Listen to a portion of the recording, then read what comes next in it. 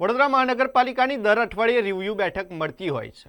એના અનુસંધાને આજે કમિશનર અરુણ મહેશ બાબુની અધ્યક્ષતામાં એક રિવ્યુ બેઠકનું આયોજન કરવામાં આવ્યું હતું, જેમાં શહેરના પાણી, રોડ, રસ્તા, ગટર આ પ્રશ્નો અંગે ચર્ચા કરવામાં આવી છે। આ સાથે જ રિવ્યુ પણ લેવામાં આવ્યા છે અને અધિકારીઓની સૂચન પણ કરવામાં આવ્યા છે। આ બેઠકમાં એક મહત્વપૂર્ણ નિર્ણય લેવામાં આવ્યો છે કે જે વધુમાં વધુ વધારે એટલે કે કચરો ફેંકતો હોય તેની પાસેથી પેનલ્ટી વસૂલ કરવામાં આવશે। આ સાથે જ અધિકારીઓને પણ સૂચના આપવામાં આવી છે કે સવારે 7 થી 9 ફિલ્ડ પર રહીને જનતાના પ્રશ્નો સાંભળી તેનું નિરાકરણ લાવવાના પ્રયાસો કરવામાં આવે।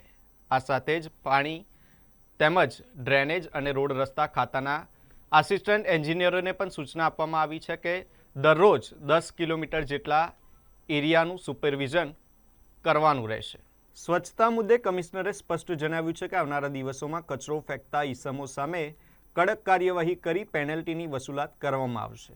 રોડ, ડ્રેનેજ અને પાણી અંગે મળતી ફરિયાદોના ઝડપી નિરાકરણ માટે ડેપ્યુટી એન્જિનિયરોને દરરોજ સવારે 7 થી 9 વાગ્યા દરમિયાન ફિલ્ડ પર હાજર રહેવાનું પણ સૂચના આપવામાં આવી છે। આ ઉપરાંત આસિસ્ટન્ટ એન્જિનિયરોને તેમના વિસ્તારમાં અંદાજે 10 કિલોમીટર વિસ્તારનું દૈનિક સુપરવિઝન કરી કામગીરીની દેખરેખ રાખવાનો પણ મહત્વપૂર્ણ નિર્ણય લેવામાં આવ્યો છે। શહેરમાં ટૂંક સમયમાં નવી ઇલેક્ટ્રિક બસ સેવા શરૂ કરવામાં આવશે, જ્યારે 125 MLD પાણીની લાઇનનું પણ વહેલી તકે કામ શરૂ થનાર છે, જેથી પાણીના પ્રેશર સહિતની સમસ્યાનો પણ ઉકેલ આવી શકશે। વોટર હાર્વેસ્ટિંગ સિસ્ટમ અને બજેટમાં સમાવિષ્ટ વિકાસ કાર્યોને તબક્કાવાર અમલી બનાવવાની દિશામાં પણ આયોજન ચાલી રહ્યું છે। આજે આચારસંહિતા પૂરું થતાં પહેલા રિવ્યુ મિટિંગ અમે અધિકારીઓ જોડે કરવામાં આવ્યું। પહેલાં પણ રિવ્યુ મિટિંગ ચાલતી હતી, પણ હવે જે વિકાસના કામોને વેગ આપવા માટે જે નિર્ણયો લેવાની છે આ બધા ઉપર આજે ચર્ચા કરવામાં આવી છે। એટલે 2026-27 જે બજેટેડ સેશનમાં જે પણ બજેટેડ કામો છે એને આગળ વધારવા માટે અમે આજે ઘણી બધી ચર્ચાઓ કરી છે। સૌથી પહેલાં સ્વચ્છતા સર્વેક્ષણ અને સ્વચ્છતા બાબતનું જે પણ કામગીરી છે એના ઉપર વોર્ડ ઓફિસર્સ અને એસએસઆઈની ઉપર રિવ્યૂ કરવામાં આવ્યું। આવનારા દિવસોમાં જે જાહેર જગ્યામાં ગંદકી કરનારા ઉપર કડક કાર્યવાહી કરવા માટે પણ એમને સૂચના આપી છે। એટલે આવનારા દિવસોમાં પેનલ્ટી સેશન્સ બહુ વધારે કરવાનો નિર્ણય લીધો છે। અમે અપીલ પણ કરીએ છીએ કે જાહેર જનતાને કે કચરા તમે જાહેરમાં નાખવા કરતાં તમે ડોર ટુ ડોર કલેક્શન સિસ્ટમમાં જ આપી દેવાનો એમને વિનંતી છે। સેકન્ડ, આપણે ગ્રીવન્સ રિડર્સલ સિસ્ટમ માટે તમામ ડેપ્યુટી એન્જિનિયર્સ અને બોર્ડ ઓફિસર સાથે પણ મિટિંગ કરી છે। ખાસ કરીને ડ્રેનેજ, પાણી, રોડ, સાફ સફાઈ, street light major complaint system છે અને કયા વોર્ડમાંથી મેક્સિમમ કમ્પ્લેન્ટ્સ આવે છે, કયા સોસાયટીઝમાંથી કમ્પ્લેન્ટ છે એની એનાલિસિસ પણ કરીને એને આપ્યું છે।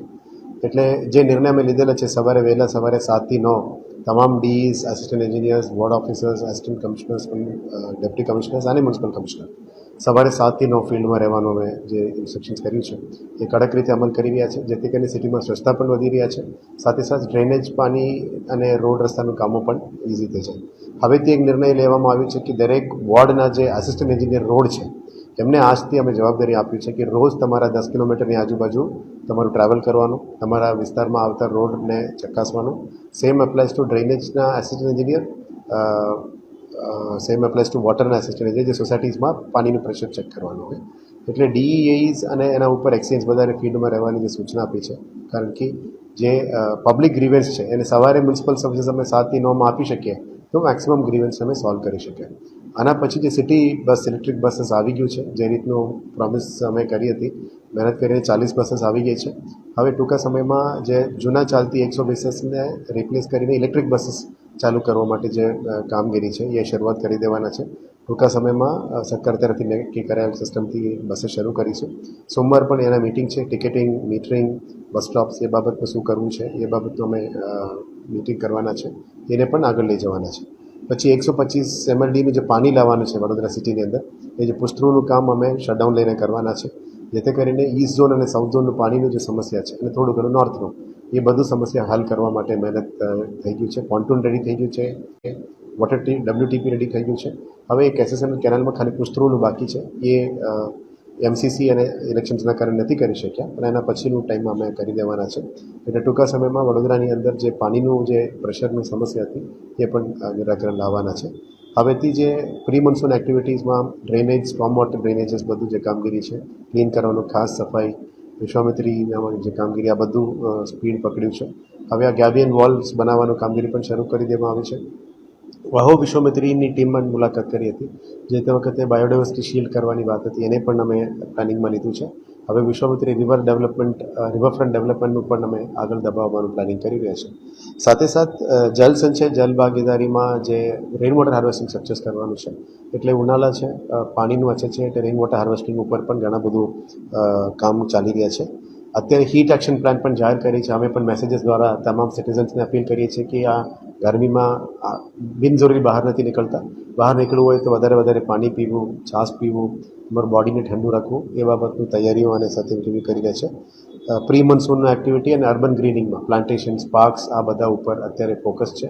એટલે કુલ મળીને પ્રી મોન્સૂન એક્ટિવિટી, વિશ્વામિત્રીમાં એક્ટિવિટી, ગાર્ડન્સમાં એક્ટિવિટી, રોડ રસ્તા ડ્રેનેજની એક્ટિવિટી અને આવનારા દિવસોમાં જે બજેટમાં પ્રોમિસ કરેલી હતી આ બધા તમામને એક કરીને લોન્ચ કરવાનું કામગીરી શરૂ કરવાનું રિવ્યુ મિટિંગ્સ પણ કરવાના છે. જેમાં auditorium, swimming pool, rods, drainage systems, WTPs બધા ઉપર હવે ફોકસ આવશે.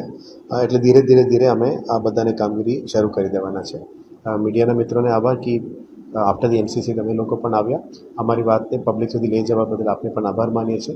આપના મારફતે બસ પછી વડોદરાની પબ્લિકને એ જ રિક્વેસ્ટ કરીએ છીએ કે 99% પબ્લિક બહુ સારી છે, સ્વચ્છતા જાળવી રાખે છે, પણ 1% લોકો હજી જાહેરમાં ગંદકી કરે છે. એમને મારે હાથ જોડીને વિનંતી છે કે આ જાહેર જગ્યામાં ગંદકી કરનારને ટાળો અને અમે પણ એને સુધારવા માટે મહેનત કરી રહ્યા છીએ. હવે નવા સંસ્થાસને પણ જોડીને મહેનત કરવાના છે. આવનારા દિવસોમાં આ બધાની સુધારો કામગીરી લાવવા માટે અમે મહેનત કરવા માટે તમને વિનંતી કરીએ છીએ.